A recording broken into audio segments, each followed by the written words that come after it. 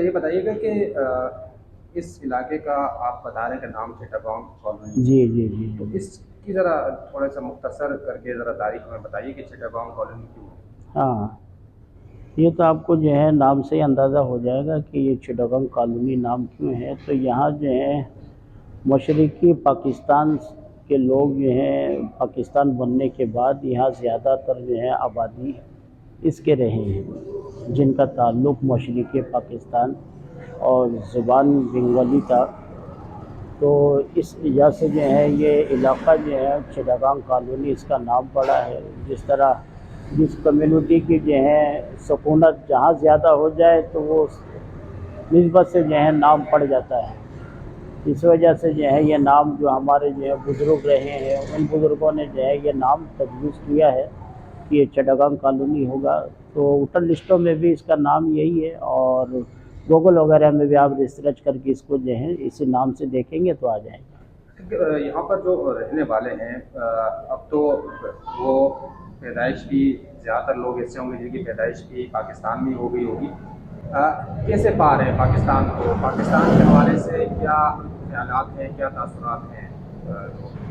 دیکھیے الحمدللہ میں فقیر جو ہے میری پیدائش بھی کراچی کی ہے اور میں یہی پلا بڑا ہوں، اور آپ کے سامنے ہے میری داڑھی سفید ہو گئی ہے، ٹھیک ہے نا۔ تو اگر آپ مجھ سے پوچھیں گے پاکستان کیا ہے تو وہ یوں سمجھ لیں پاکستان تو پاکستان ہے، ٹھیک ہے نا۔ اس کی جو ہے مثال اور اس کی جو ہے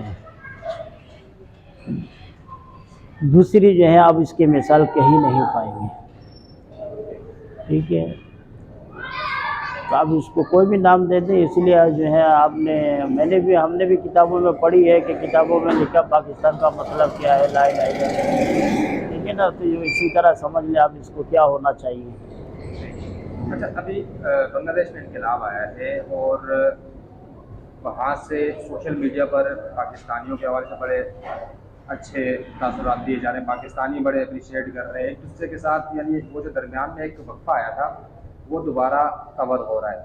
تو آپ اور یہاں پر چٹاگانگ کالونی کے لوگ اس انقلاب کو کس نظر سے دیکھ رہے ہیں اور کیا پیغام دینا چاہیں گے وہاں پر مسلمان بھائیوں کو؟ اچھا، میں جو یہ سمجھتا ہوں کہ جہاں تک دونوں ملکوں کے ہیں، خیر وہ تو ہمارا ایک ہی ملک ہے، ٹھیک ہے نا۔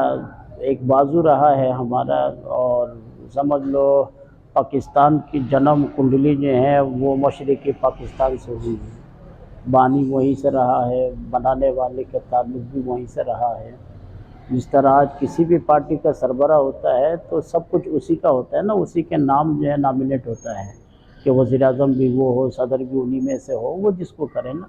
تو پاکستان جو بنایا ہے وہ مسلم لیگ اور اس کا بانی نواب سلیم اللہ خان، ان کا تعلق ڈھاکہ سے رہا ہے۔ تو پاکستان کے جو ہے بانی یوں جو ہے اس کا تعلق جو ہے بانی کا مشرقی پاکستان سے رہا ہے۔